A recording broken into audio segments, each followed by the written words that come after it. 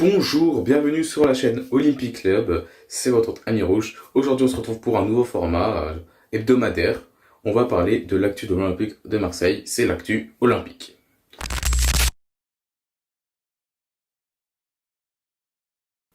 Donc dans l'actu olympique, aujourd'hui nous avons plusieurs sujets à aborder.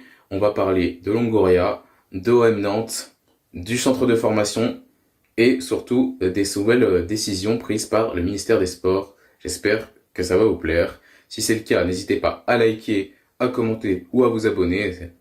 Ça ferait extrêmement plaisir. Sur ce, c'est parti. Tout d'abord, avant de commencer la vidéo, j'aimerais poser mes sincères condoléances à la famille de Abdelrassis Barada qui nous a quittés la semaine dernière à 35 ans. Le joueur est passé par l'Olympique de Marseille entre 2014 et 2016. Il est passé par d'autres clubs comme le PSG. Il est évidemment international marocain. Et partout où il est passé, il aura marqué les esprits des supporters. C'est pour ça que je donne le plus de force à la famille pour passer cet épisode de deuil.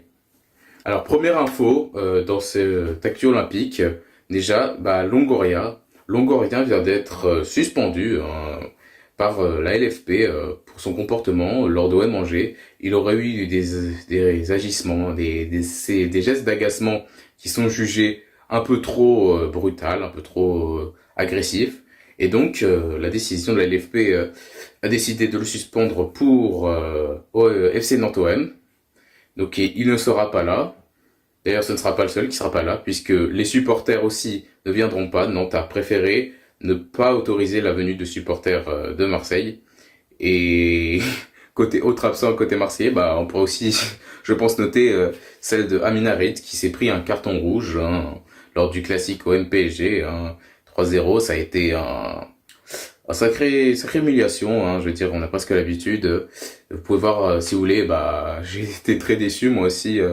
J'ai été dégoûté. Vous pouvez voir ma réaction sur mes live Twitch. Voilà. Si vous voulez savoir, je stream sur Twitch, Olympic Club. Je mettrai le lien dans la description. Vous pourrez tout à fait trouver la chaîne et voilà, vous pouvez me suivre là-bas. Si ça vous intéresse de parler avec moi en direct, voilà, de passer de bons moments ensemble. Donc pour revenir dans l'actualité, je disais donc côté OM Nantes, ça va être compliqué pour Marseille. Ils doivent se relever du Classico.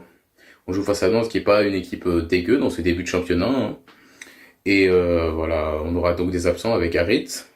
Je sais, Quentin Merlin normalement devrait revenir avec Ulysse Garcia sur le côté gauche, ce qui peut faire un grand bien pour l'Olympique de Marseille, de voir en face au côté gauche en défense s'améliorer parce que voilà, Rassier ça faisait pas le taf malheureusement. Cornelius, lui aussi sera présent. J'espère qu'il sera titulaire parce que je trouve que c'est un des meilleurs défenseurs de l'OM de ce début de saison et qui se fait critiquer de manière injuste, alors qu'il il apporte plus qu'un Leonardo Bagliati malheureusement dans ce début de saison. Autre information qui vient de tomber récemment, on apprend que Ortero et Jean-Pierre Papin, qui sont les responsables du centre de formation, seraient en embrouille avec la direction Longoria, Benassia, Rossi et Ravanelli. Ce qui est très inquiétant. On ne va pas voir le club se détruire petit à petit comme ça allait faire la saison dernière. On aurait donc visiblement un problème, une différence de vision entre Jean-Pierre Papin, Ortero et la direction sur comment on va gérer les jeunes du centre de formation, comment on doit les exploiter, comment on doit les faire jouer aussi, les faire passer dans l'équipe type, les contrats, tout ça. Donc voilà, affaire à suivre. Malheureusement, on espère que ça va pas exploser pour Marseille comme on l'a fait contre le PSG en tribune.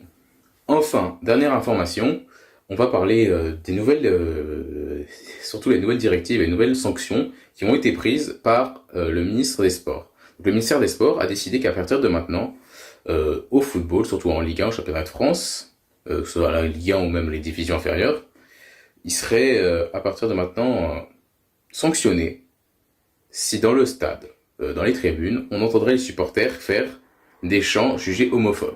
C'est-à-dire que maintenant, si dans le stade un chant homophobe est entendu, le match sera définitivement arrêté et la victoire sera offerte à tapis vert à l'équipe qui joue à l'extérieur.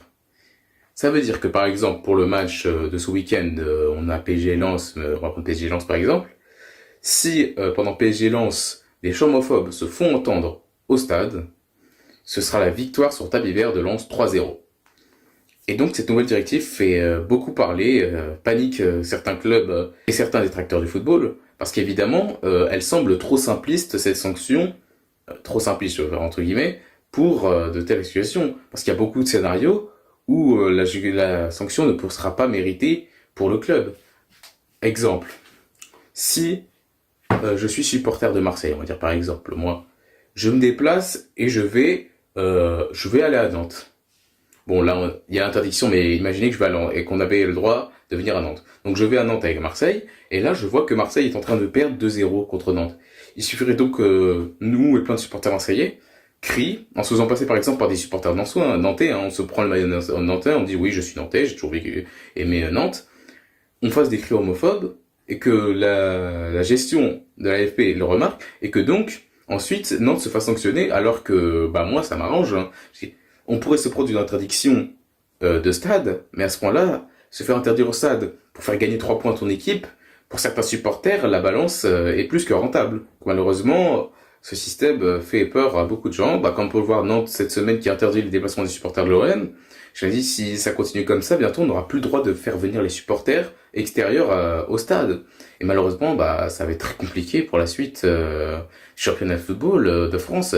Vraiment, le ridicule ne fait que de s'accumuler en France, que ce soit pour les droits de diffusion de DAZN. Oui, je les appelle DAZN et pas DAZN. Hein. Ils méritent pas le respect. Hein. Ils puent la merde, je leur donne un nom de merde. Que ce soit avec les droits diffusés, que ce soit la LFP avec les décisions de Sang la Brune. Et voilà, tout ce qui est un peu fait en rapport au football français ces derniers temps, on est sur une pente descendante et malheureusement, on ne sait pas comment on va remonter. Hein. Voilà, c'est la fin de la vidéo. J'espère qu'elle vous a plu. C'est un petit format, pas trop long, juste vous raconte l'actualité entre les lignes. Si ça vous a plu et que voilà, ça vous intéresserait de continuer sur le format, n'hésitez pas à donner de la force avec des likes, des abonnements et des commentaires. Sur ce, je vous quitte. C'était Amirouche.